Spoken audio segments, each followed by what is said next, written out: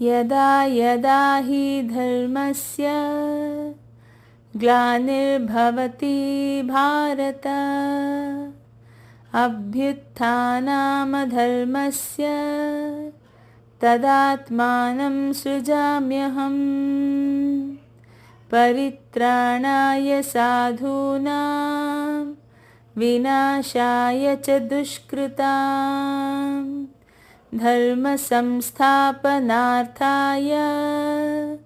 ಸಂಭವಾಮಿ ಯುಗೆ ಯುಗೆ. ನಮಸ್ಕಾರ ಗೆಳೆಯರೇ. ಭಗವದ್ಗೀತೆಯ ಮುಂದುವರಿದ ಭಾಗ ಸನ್ಯಾಸ ಯೋಗ. ಅರ್ಜುನ ಶ್ರೀ ಕೃಷ್ಣನನ್ನು ಹೀಗೆ ಕೇಳ್ತಾನೆ, ಕೃಷ್ಣ, ನೀನು ಕರ್ಮ ಸನ್ಯಾಸವನ್ನು ಮತ್ತು ಕರ್ಮಯೋಗವನ್ನು ಹೇಳುತ್ತಿ, ಇದರಲ್ಲಿ ಯಾವುದು ಅತ್ಯಂತ ಶ್ರೇಯಸ್ಕರವೋ ಅದನ್ನು ನಿಶ್ಚಯಿಸಿ ಹೇಳು ಅಂತ. ಹಿಂದಿನ ಕರ್ಮಯೋಗದ ಅಧ್ಯಾಯದಲ್ಲಿ ಕೃಷ್ಣ ಕರ್ಮಯೋಗದಲ್ಲಿ ಕರ್ಮ, ಅಕರ್ಮ, ವಿಕರ್ಮದ ವಿವರಣೆಯನ್ನು ಅರ್ಜುನನಿಗೆ ತಿಳಿಸಿದ್ದ. ಆದರೆ ಅರ್ಜುನನಿಗೆ ಸರಿಯಾಗಿ ಅರ್ಥವಾಗದೆ ಸಂಶಯ ಕಾಡಿತ್ತು. ಕೃಷ್ಣ ಎಲ್ಲರನ್ನೂ ತನ್ನ ಅಧೀನದಲ್ಲಿ ಇಟ್ಟುಕೊಂಡವನು, ಯಾರಿಗೆ ಯಾವುದು ಒಳ್ಳೆಯದು ಎಂದು ಅರ್ಥ ಮಾಡಿಕೊಂಡವನು. ಕೆಲವು ಕಡೆ ನೀನು ಕರ್ಮ ಮಾಡು ಅಂತ ಹೇಳ್ತೀಯ, ಮತ್ತು ಕೆಲವು ಕಡೆ ಪಾಪದ ಕೆಲಸ ಮಾಡಬಾರ್ದು ಎನ್ನುತ್ತಿ, ಯಾವುದಕ್ಕೂ ಆಸೆ ಪಡಬಾರ್ದು ಅಂತಲೂ ಹೇಳ್ತೀಯ. ಯುದ್ಧ ಮಾಡದೇ ಇರುವುದು ತಪ್ಪು ಎನ್ನುತ್ತಿರುವೆ. ಫಲಾಪೇಕ್ಷೆ ಇಟ್ಟುಕೊಳ್ಳದೆ ಯುದ್ಧ ಮಾಡಬೇಕು ಅಂತಲೂ ಹೇಳ್ತೀಯ. ಯುದ್ಧ ಮಾಡೋದು ಗೆಲುವು ಸಾಧಿಸಲು, ಆಸೆ ಇಟ್ಕೊಳ್ಳದೆ ಯುದ್ಧ ಮಾಡಲು ಸಾಧ್ಯನೇ? ಸನ್ಯಾಸಿಗೆ ಬದುಕುವುದೇ ವಾಸಿ ಅಂತ ಅನಿಸುತ್ತೆ. ದಯವಿಟ್ಟು ಸರಿಯಾಗಿ ಅರ್ಥವಾಗುವಂತೆ ಹೇಳು ಕೃಷ್ಣ ಅಂತ ಅರ್ಜುನ ಕೃಷ್ಣನಲ್ಲಿ ಕೇಳಿಕೊಳ್ತಾನೆ. ಅದಕ್ಕೆ ಕೃಷ್ಣ ಹೇಳ್ತಾನೆ, ಅರ್ಜುನ, ಹಾಗೆ ನಮಗೂ ಆಗುವುದು ಉಂಟು. ಕೆಲವೊಮ್ಮೆ ನಾವು ಸರಿಯಾಗಿ ಅರ್ಥ ಮಾಡಿಕೊಳ್ಳದೆ ಹೋದಾಗ ಅಥವಾ ಹೇಳುವವರು ಅರ್ಥವಾಗುವಂತೆ ಹೇಳದೆ ಹೋದಾಗ ಗಲಿಬಿಲಿಗೊಂಡ ಮನಸ್ಸಿಗೆ ಸರಿಯಾಗಿ ಅರ್ಥ ಆಗೋದೇ ಇಲ್ಲ. ತಿಳಿದುಕೊಳ್ಳುವಂತೆ ಆಗದ ಹೊರತು ಸಮಾಧಾನ ಸಿಗುವುದಿಲ್ಲ. ಕರ್ಮ ಸನ್ಯಾಸ ಮತ್ತು ಕರ್ಮಯೋಗ ಇದರಲ್ಲಿ ಯಾವುದು ಶ್ರೇಷ್ಠ, ಇದನ್ನು ತಿಳಿಸು ಎಂದು ಅರ್ಜುನ ಕೃಷ್ಣನ ಬಳಿ ಕೇಳಿಕೊಳ್ಳುತ್ತಾನೆ. ಕರ್ಮತ್ಯಾಗ ಮತ್ತು ಕರ್ಮಯೋಗ ಎರಡು ಮುಕ್ತಿಗೆ ದಾರಿ. ಆದರೆ ಎರಡು ಮಾರ್ಗವು ಬೇರೆ ಬೇರೆ, ಆದರೆ ಸೇರಿರುವ ಗುರಿ ಒಂದೇ. ನಾವು ಮಾಡುವ ಕೆಲಸದಿಂದ ಕರ್ಮ ಬಂಧನವಾಗಬಾರದು. ಕರ್ಮ ಮಾಡಿದಾಗ ಅದನ್ನು ದೇವರ ಪ್ರೀತಿಗಾಗಿ ಮಾಡುತ್ತಿರುವೆ ಎಂಬ ಭಾವನೆ ಇಟ್ಟುಕೊಳ್ಬೇಕು. ಇದರಲ್ಲಿ ಯಾವ ಸ್ವಾರ್ಥವೂ ಇಲ್ಲದ ಮೇಲೆ ಕರ್ಮ ತ್ಯಾಗ ಮಾಡಿದ ಹಾಗೆ ಕರ್ಮತ್ಯಾಗ ಕರ್ಮಯೋಗ ಎರಡೂ ಒಬ್ಬನಿಗೆ ಮುಕ್ತಿಯನ್ನು ಕೊಡುವುದು. ಆದರೆ ಕರ್ಮತ್ಯಾಗಕ್ಕಿಂತ ಕರ್ಮಯೋಗವೇ ಶ್ರೇಷ್ಠ. ನಮಗೆ ಸನ್ಯಾಸಿ ಅಂದ ಕೂಡಲೇ ಕಾವಿ ತೊಟ್ಟು ದಂಡ ಕಮಂಡಲವನ್ನು ಹಿಡಿದು ಸಂಸಾರ ತೊರೆದು ಹೆಸರನ್ನು ಬದಲಾಯಿಸಿಕೊಂಡು ಪರಿವ್ರಾಜಕರಾಗಿ ಅಲಿಯುವುದು ಎಂಬ ಚಿತ್ರ ನಮ್ಮ ಕಣ್ಮುಂದೆ ಬರುತ್ತೆ. ವೇಷ, ಹೆಸರು ಬದಲಾಯಿಸ್ಕೊಳ್ಳೋದು ಮುಖ್ಯ ಅಲ್ಲ, ಆದರೆ ಹಿಂದಿರುವ ಉದ್ದೇಶ ಮುಖ್ಯ ಅಂತ ತಿಳಿಸ್ತಾನೆ. ಎರಡೂ ಮಾರ್ಗ ಬೇರೆ ಬೇರೆಯಾದರೂ ಸೇರಿರುವ ಗುರಿ ಒಂದೇ. ಕರ್ಮತ್ಯಾಗಿ ಭಗವಂತನ ಚಿಂತನೆಯಲ್ಲಿ ಕಾಲ ಕಳೆಯುತ್ತಾನೆ. ಜ್ಞಾನದಿಂದ ಭಗವಂತನನ್ನು ಪಡೆಯುವ ಪ್ರಯತ್ನ ಅವನದಾಗಿರುತ್ತದೆ. ಗೃಹಕ್ಕೆ ಸಂಬಂಧಪಟ್ಟ ಕೆಲಸವನ್ನು ಮಾಡುವುದಿಲ್ಲ. ಅವನು ಯಾವುದನ್ನೂ ಅಂಟಿಸಿಕೊಳ್ಳುವುದಿಲ್ಲ. ಯಾರಿಂದಲೂ ಯಾವುದನ್ನೂ ಬಯಸುವುದೂ ಇಲ್ಲ. ಬೇರೆಯವರಿಗೆ ದಾನ ಮಾಡುವುದಕ್ಕೆ ಅವನ ಬಳಿ ಏನೂ ಇರುವುದಿಲ್ಲ. ತನ್ನ ಜ್ಞಾನದ ಬೆಳಕನ್ನು ಮಾತ್ರ ಬೇರೆಯವರಿಗೆ ಕೊಡಬಲ್ಲ. ಕರ್ಮಯೋಗಿ ಹಾಗಲ್ಲ. ಸಂಸಾರವನ್ನು ತೊರೆದಿರುವುದಿಲ್ಲ. ಮಾಡಬೇಕಾದ ಕರ್ಮವನ್ನು ಮಾಡ್ತಾನೆ, ಆದರೆ ಯಾರಿಂದಲೂ ಯಾವ ರೀತಿ ಫಲವನ್ನು ನಿರೀಕ್ಷಿಸುವುದಿಲ್ಲ. ಪ್ರತಿಯೊಂದನ್ನು ಅವನು ಯಜ್ಞ ದೃಷ್ಟಿಯಿಂದ ಮಾಡುತ್ತಾನೆ. ಇದರಿಂದ ಅವನು ಕರ್ಮಕ್ಕೆ ಬದ್ಧನಾಗಿರುವುದಿಲ್ಲ. ಪ್ರತಿ ಕೆಲಸವನ್ನು ಭಗವಂತ ನನ್ನಲ್ಲಿ ಇದ್ದು ಎಲ್ಲವನ್ನೂ ಮಾಡುತ್ತಿದ್ದಾನೆ ಎಂದು ಭಾವಿಸುತ್ತಾನೆ. ಇದರಿಂದ ಅವನು ಕರ್ಮಪಾಶಕ್ಕೆ ಬದ್ಧನಾಗುವುದಿಲ್ಲ. ಲಾಭಕ್ಕೆ, ಕೀರ್ತಿಗೆ, ಅಧಿಕಾರಕ್ಕೆ ಕರ್ಮ ಮಾಡಿದರೆ ಆಗ ಅವನು ಕರ್ಮಕ್ಕೆ ಬದ್ಧನಾಗುವಂತಾಗುತ್ತದೆ. ನಮ್ಮಲ್ಲಿ ರಜೋಗುಣ ಇದ್ದಾಗ ಕರ್ಮ ಮಾಡುವವನು ಸುಮ್ಮನೆ ಯಾವ ಕೆಲಸವನ್ನು ಮಾಡುವುದಿಲ್ಲ. ಅದರಿಂದ ಬರುವ ಲಾಭದ ಆಸೆಯನ್ನು ಮನಸ್ಸನ್ನು ತುಂಬಿಕೊಂಡೇ ಕರ್ಮ ಮಾಡ್ತಾನೆ. ಮಾಡದೆ ಸುಮ್ಮನೆ ಇರುವುದಕ್ಕಿಂತ ಕರ್ಮ ಮಾಡುವುದು ಪರವಾಗಿಲ್ಲ.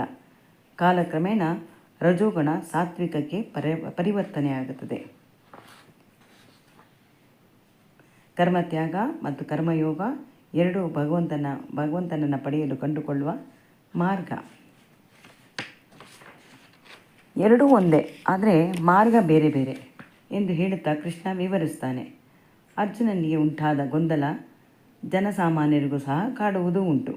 ಯಾವ ದೇವರ ಪೂಜೆ ಮಾಡಿದರೂ ಸಿಗುವ ಫಲ ಒಂದೇ, ಆದರೆ ನಾವು ತೋರುವ ಭಕ್ತಿ ಮುಖ್ಯ. ದೇವರು ಬಯಸುವುದು ಭಕ್ತಿ ಮತ್ತು ಪ್ರೀತಿಯನ್ನು ಮಾತ್ರ. ಅದನ್ನೇ ಅರ್ಜುನನಿಗೆ ಅರ್ಥ ಮಾಡಿಸುವ ಪ್ರಯತ್ನ ಕೃಷ್ಣ ಮಾಡಿಸುತ್ತಾನೆ. ಸನ್ಯಾಸಿ ಎಂದರೆ ಆಸೆ ಬಿಡುವುದು ಎಂದು ಅರ್ಥ.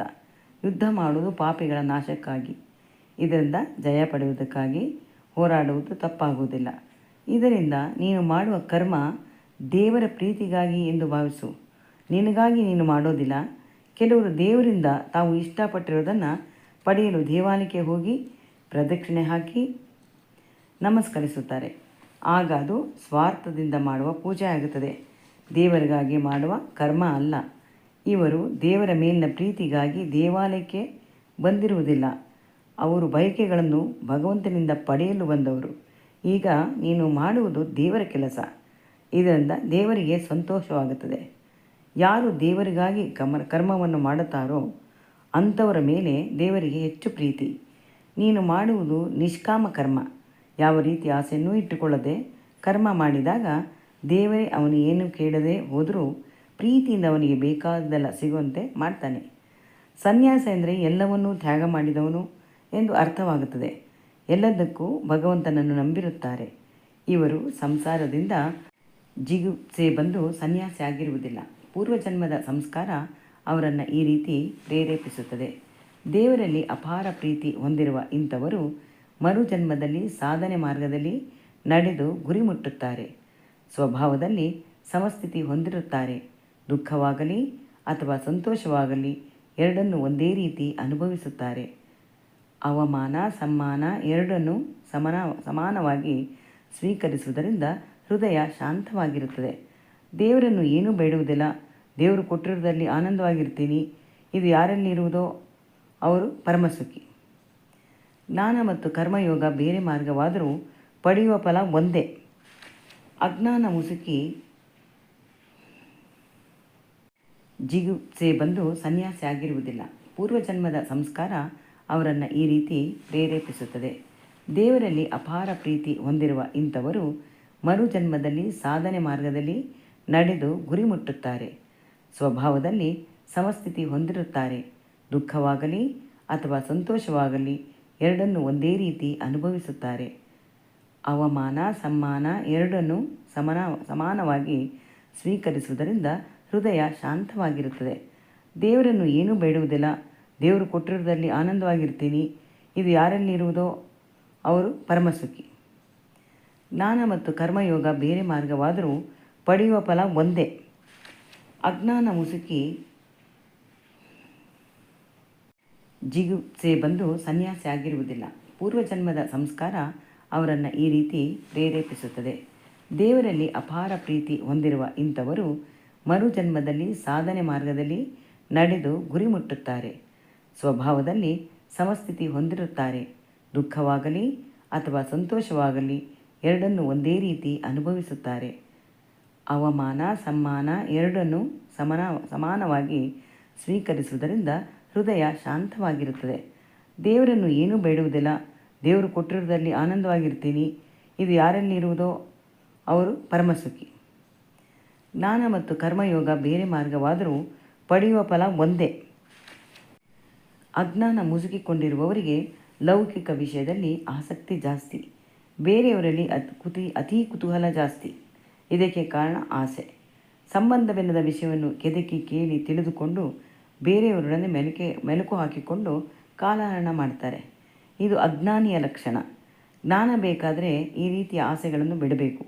ಇದಕ್ಕೆ ಸಂಖ್ಯಾ ಎಂದು ಹೆಸರು.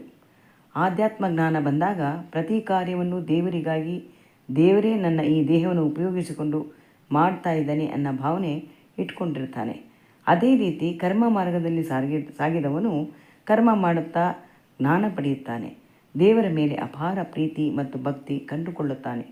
ಒಟ್ಟಿನಲ್ಲಿ ಹೇಳಬೇಕಂದ್ರೆ ಸೇರಬೇಕಾದ ಗುರಿಯನ್ನು ತಲುಪುವುದು ಒಂದೇ ರೀತಿ. ಕೆಲವರಿಗೆ ಮಾಡಲೇಬೇಕಾದ ಒತ್ತಡದ ಕೆಲಸವಿರುತ್ತದೆ. ಮಾಡುವ ಕರ್ತವ್ಯವನ್ನೇ ದೇವರ ಪೂಜೆ ಎಂದು ಭಾವಿಸಿ ಕರ್ಮವನ್ನು ಮಾಡುತ್ತಾರೆ. ಆದ್ದರಿಂದಲೇ ಮೋಕ್ಷವನ್ನು ಹೊಂದಲು ಸಾಧ್ಯ.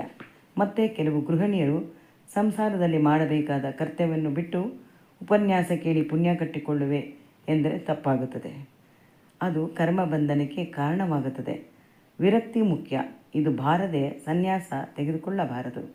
ಅದರ ಬದಲು ಕರ್ಮ ಮಾಡಿ ಪಡೆಯಬಹುದು. ಅವರವರ ಯೋಗ್ಯತೆಗೆ ಅನುಸಾರವಾಗಿ ಪಡೆದವನು ನಿಜವಾದ ಜ್ಞಾನಿ. ಭಗವದ್ಗೀತೆಯ ಮುಂದುವರಿದ ಭಾಗ ಮುಂದಿನ ದಿನಗಳಲ್ಲಿ. ನಮಸ್ಕಾರ ಗೆಳೆಯರೇ.